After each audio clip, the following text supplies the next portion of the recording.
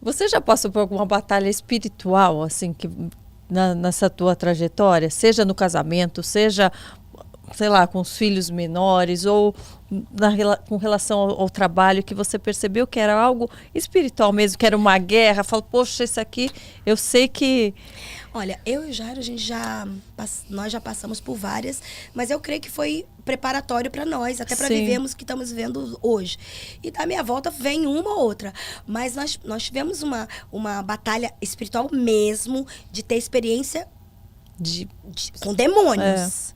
As pessoas, eu não creio. A gente já teve, assim, de ver pessoa...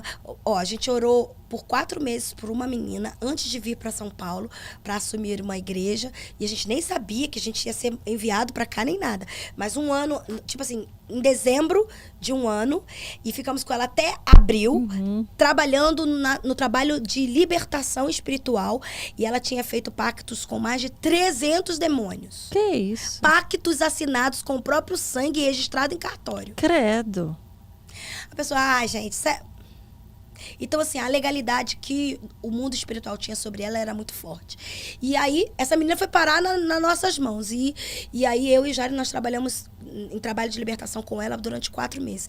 Num dos dias, ela era muito sério, porque ela manifestava, e aí a guerra era muito forte. E teve um dos dias que Deus usava muito o Jairo. Ele sentava no teclado, ele tocava e ele falava assim, olhava pra mim e falava, canta. Quando eu começava a cantar, ela manifestava e o diabo gritava dizendo, eu odeio vocês dois. Sempre. E aí eu falei, graças a Deus que você me odeia mesmo, né? Porque se gostasse, de mim, tem alguma coisa errada, né?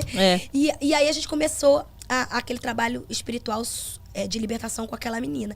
E aquela menina, uma vez, gente, eu falo porque eu vi. Sim. Mas se eu ouvir, você vai falar assim, gente, que coisa de louco, parece coisa de filme. Essa menina, uma vez, ela estava deitada no chão, a gente estava já um dia inteiro orando, eu estava cansada, o Jairo estava cansado, e ela deitou no chão de bruço, a gente deixou ela para descansar um pouco.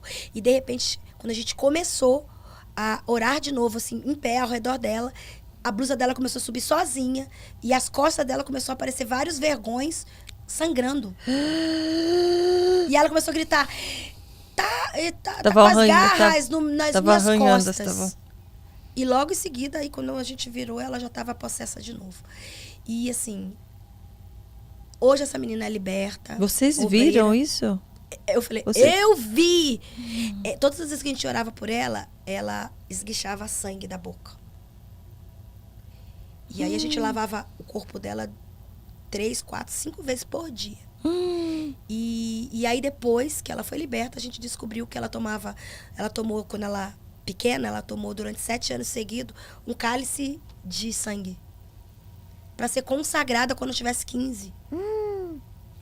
Quem dava isso? A mãe, o pai? Porque eles eram, né, os donos lá do local e tal. E aí essa menina hoje é cristã, serva do Senhor, foi liberta. Eu tive uma outra mulher que ela entrou no culto que a gente dirigia, que ela foi paga, ela recebeu um cheque recebeu, na verdade, 2. Eu sei porque eu peguei os cheques, né? Tava picado. Mas na hora, você vai entender. Ela entrava na igreja e ela queria profetizar pra mim. E aí, pra mim e pro Jairo, mas das primeiras vezes era pra mim, porque ela falou que ela foi contratada porque ela era profetisa de morte.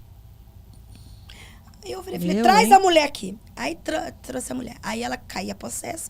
E aí quando ela caiu possessa, ela começava a falar, né? Um monte de coisas. E aí quando ela ficou bem, ela rasgou o cheque. Quando ela rasgou o cheque, e eu peguei o cheque, tava lá. O cheque era de 80 mil reais. Aí eu falei, mulher, você poderia ter colocado no altar, consagrava esse dinheiro para Deus. E dava de oferta. Não é não? Aí eu falei assim, aí ele falou assim, não, porque isso aqui é o preço do trabalho para eu profetizar para você morrer. Credo. Aí depois ela recebeu um outro cheque, era 100 mil reais. Eu falei, gente, eu tô crescendo. Tá valendo, É porque até o diabo sabe o valor de uma oferta. E aí ela foi e E hoje essa mulher é obreira de uma igreja, mulher liberta, salva. Mas assim, a gente foi muito, muito perseguido por pessoas, porque o diabo sempre quis que a gente morresse. Porque quem faz a obra de Deus, o diabo quer parar. Entendeu? Então assim, experiências sobrenaturais a gente já viu muitas. É que muita gente não acredita. Mas eu e o Jairo, a gente sempre foi de... Porque o Jairo, ele é muito sensível. Ele percebe quando tem algo, tanto de Deus quanto do diabo.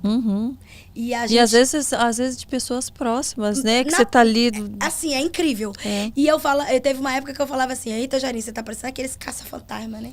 Que os demônios, sim, você percebe na hora, mas era incrível. Então, a gente já tem esse chamado já de muito tempo. Então, acho que é por isso que Deus mandou a gente pra cá. Porque a libertação ali é muito, muito séria.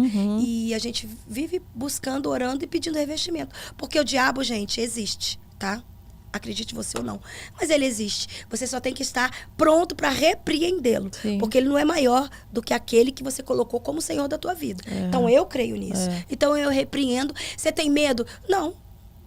Não tenho medo. Porque se você temer, é que ele vai ter poder sobre você. Claro. Então, se você repreende, ele... Claro. Eu aprendi que o diabo, ele rosna. Como o leão, mas ele não é o leão.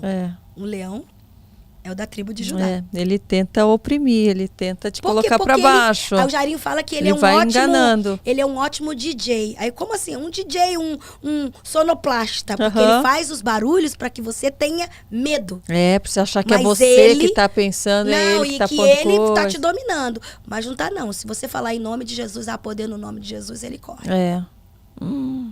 Eu já vi muita coisa. Você percebe isso de visão aberta em vários momentos? Sim. Porque Deus fala comigo muito através de sonhos. Mas o Jairo é ainda mais que eu. Ainda mais. Olha, eu vou contar uma coisa aqui. Uma vez a gente estava naquele aeroporto de Brasília. Aí, antes da reforma, ele tinha uma... Bem no meio, assim, onde saía para vários portões, tinha como se fosse uma rotatória ali, mas tinha uma livraria muito grande. E todas as vezes que tinha conexão, a gente parava ali e o Jairo entrava ali. Teve uma época que, bem antes da gente vir pra cá, que eu falei que Deus estava, sabe, abrindo muito a nossa mente pra essa guerra espiritual. A gente entrou uma vez nessa livraria e o Jairo estava assim. Aí ele falou, Cássia, aqui tá pesado. Aqui tá terrível. Aí eu olhei pra ele e falei, Jairo, a gente tá em conexão. Não vai dar tempo de fazer oração de libertação pra ninguém aqui, por favor, em nome de Jesus. Você fica quietinho. Aí ele falou, Cássia, tá muito forte aqui.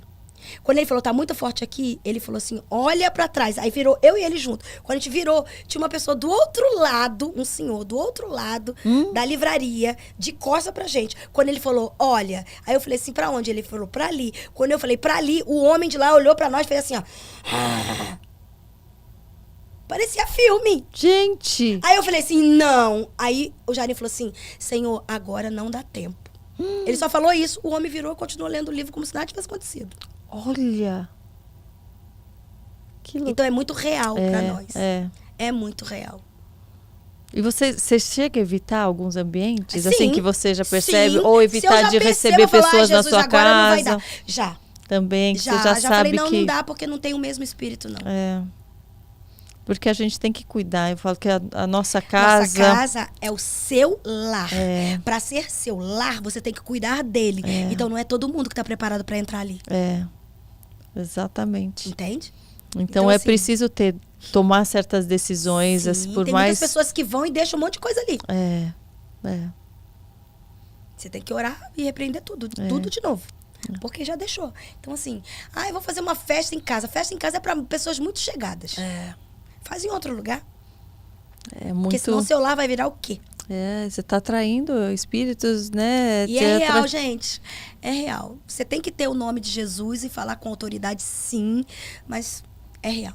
Mas cuidar e não deixar brecha, né? Não abrir brecha, que eu falo que quem anda em pecado está muito mais suscetível. Pecado todos nós cometemos, sim, mas quando você comete o pecado de forma né, sabendo que você está cometendo, querendo praticar tudo aquilo, você está atraindo, né, e está se tornando muito mais suscetível, né, a cair, a perder esse tipo de guerra.